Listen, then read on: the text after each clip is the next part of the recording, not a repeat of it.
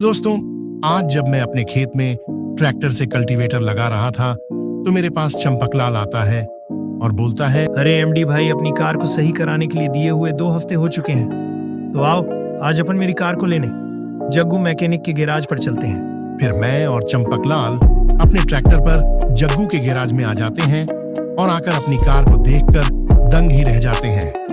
दोस्तों, कार देखने से पहले अगर आप एक सच्चे किसान के बेटे हो तो चैनल को सब्सक्राइब करो और वीडियो को लाइक। तो दोस्तों, आपको चंपकलाल की SUV 700 कैसी लगी कमेंट में जरूर बताना।